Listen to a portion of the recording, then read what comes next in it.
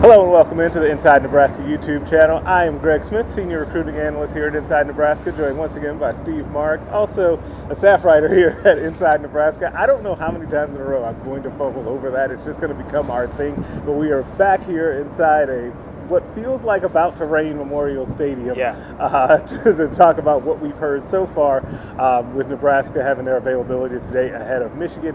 We heard from Mickey Joseph, interim head coach. We heard from Marquise Buford, Ethan Piper, and Travis Vokalek, Nebraska's tight end. I guess let's start here, Steve. Big news of the day with Miles Farmer being suspended for the Michigan game after being arrested for a DUI over the weekend. Mickey Joseph did speak about that situation today. Yeah, so obviously Miles made a mistake, and he's owning up to it. He's doing everything that the football program is going to ask him to do, and Mickey Joseph said that, he understands that Miles made a mistake, and there's going to be a lot of things that Miles needs to go through to earn back the trust of his teammates and the football program. On the field, this really hurts Nebraska's defense and the secondary in general. I thought Miles Farmer came off his best game of the season against Minnesota. He had 14 tackles. Mo Ibrahim, from the talented Gopher running back, likes to deliver blows. Well, I think Miles Farmer, go back and watch, Miles Farmer was handing out the big blows to Mo Ibrahim too. So, this obviously hurts Nebraska's secondary. Expect a lot of Fallon Sanford, the walk-on from Dundee County Stratton. Shout out to Southwest Nebraska. Right. And also Deshaun Singleton, the junior college product from we've seen in Hutchinson. spot duty. Yeah, from Hutchinson Community College too.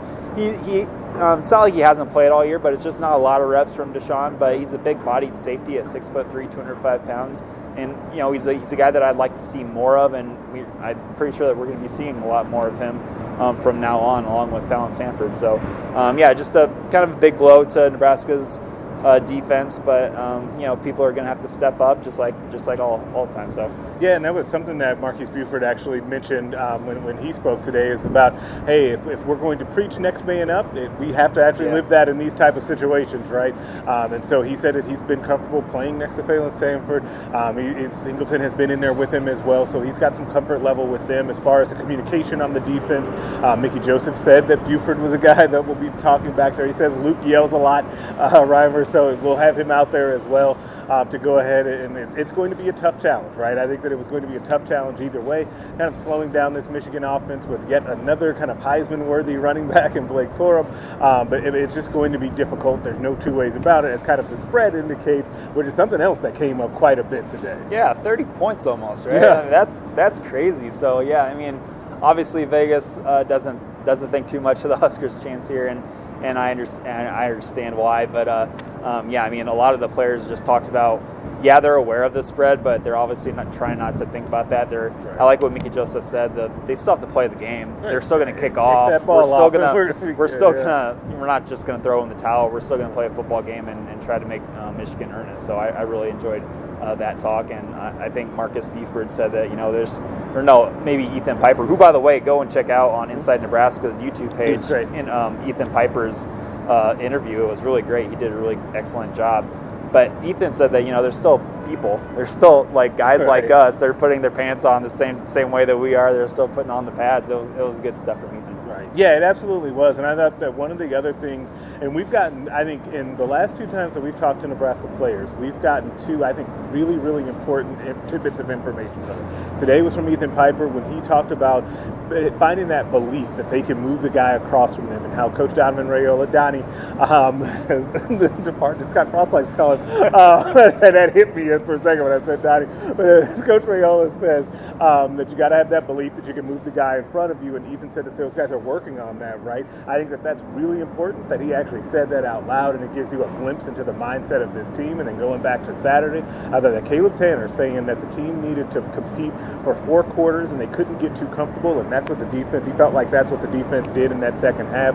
I thought that was a huge window into kind of the mindset of this team and this program right now, and two incredibly large things that the new coach is going to have to fix, whoever that may be. Yeah, when Ethan Piper said that about the relationship with the offensive line unit and Donovan Raiola, and Donovan kind of wanting to instill that confidence back, because just let's face it, last 4 or 5 years, there's not been a lot of good things going on with Nebraska football, and the offensive line has not been not been good. And, you know, if you're in that room and you're just getting beat, yeah, I mean, your confidence is going to take a shot. So, you know, for Donovan Raiola to show up and say, no, you guys can do this. You can beat the guy right in front of you. You can push him backwards. You know, I think that says a lot. So it was good stuff from Donovan Raiola and Ethan Piper.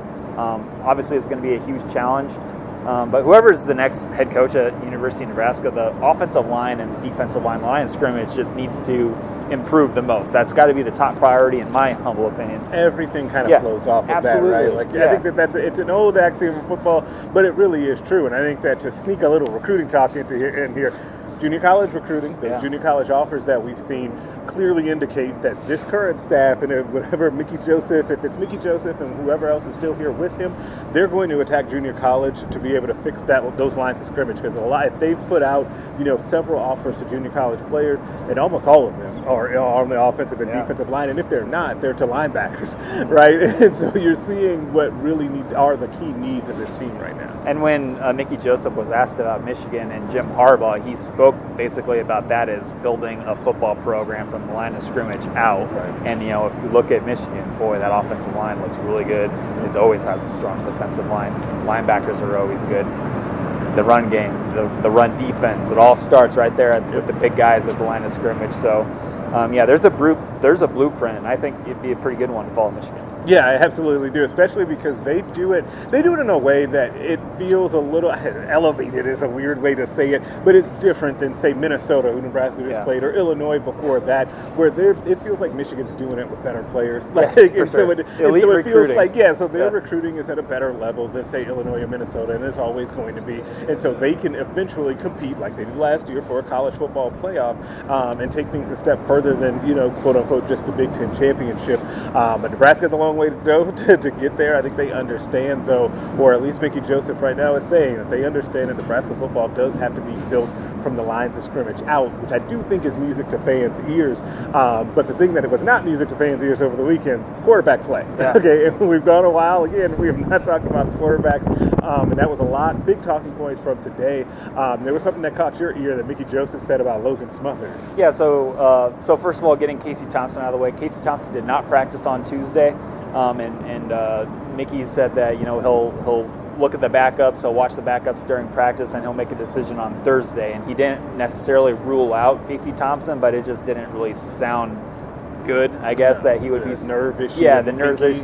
He said it was a nerve issue in the pinky and his throwing hand, which affects grip, which is kind of important for a quarterback. Yeah. So, what Mickey mentioned about Logan Smothers, the backup quarterback from Alabama, third-year guy, he said that he's not really a good practice player.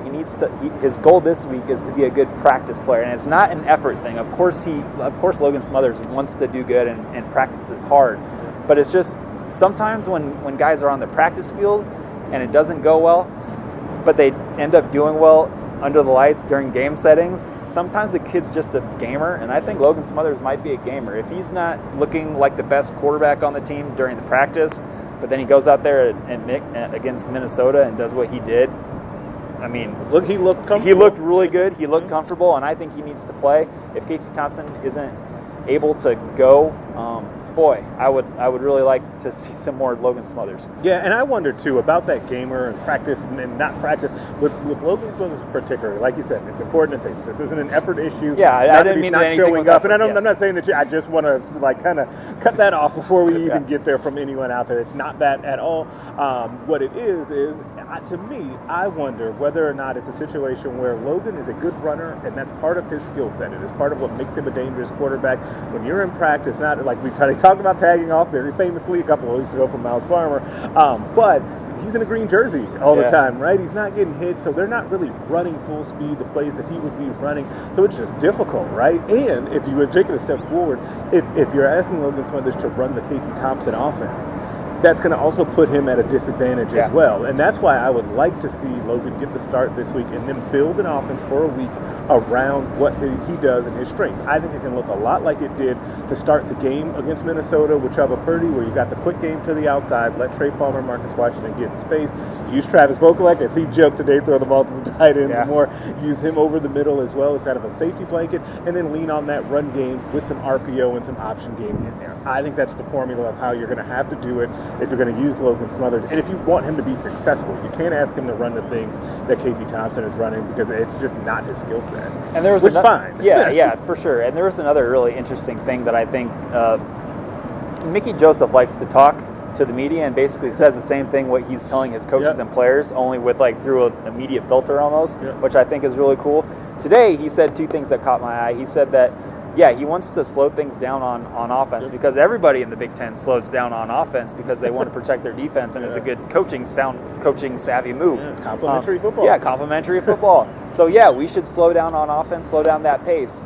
Mark Whipple doesn't really like doing that. He likes throwing the ball over the yard. Right now, in this current situation of Nebraska's offense, it doesn't really seem to be that good of an idea. And you have a running back and an offensive line, a running back and Anthony Grant that is ready to go. He's revving his engines. Just look at that guy's feet. It's going a million miles an hour. He wants to run the football, and that's great.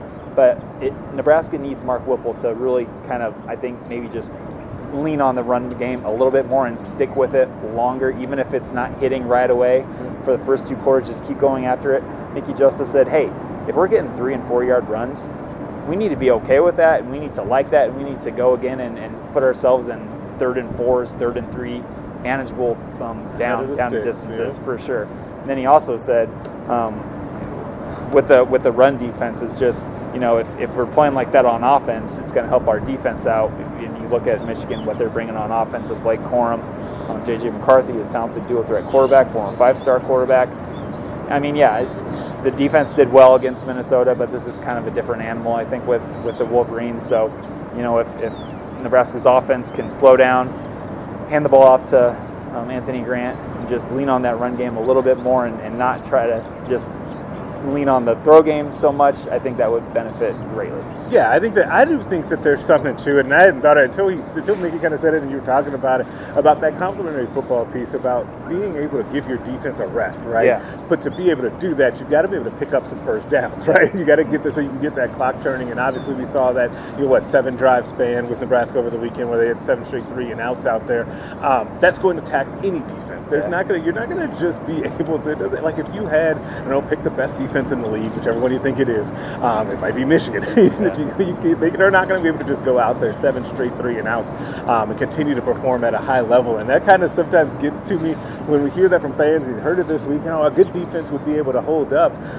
It's really tough to do that. It is hard to do that consistently when you're getting no help from the offense. But we'll see. The big question this week will be whether or not Casey Thompson will be back for Nebraska. What happens with that quarterback situation? Who's making that quarterback decision going forward? A lot of questions today about, how do you, people were kind of sidestepping into it, but how do you, basically for Mickey Joseph, do you need to overrule your offensive coordinator and say, Logan Smothers is starting, we need to run the ball more? All of those questions are going to be really interesting this week. Yeah, it can be an awkward conversation, obviously, on the sideline with a much older, more experienced offensive coordinator, Mark Whipple. But I just think strong-willed. I think very strong-willed. But look, I think that's just what the main issue right now is. Just obviously last weekend's Minnesota, Chuba Purdy was not seeing it. And I think the decision needed to be made much sooner to go with Logan Smothers and stick with Logan Smothers longer than they did. So, obviously the quarterback discussion is going to go on all week long here, and we'll see what happens in Ann Arbor. Yeah, and you'll be able to check out all of that discussion at nebraska.rivals.com. Also right here on this YouTube page. Like and subscribe to this video. Tell a friend about it. Steve and Zach will be out in Ann Arbor, Man on the Scene live, to provide coverage there from Ann Arbor, Nebraska versus Michigan this Saturday at 2:30. For Steve Marik, Greg Smith, we will catch you next time.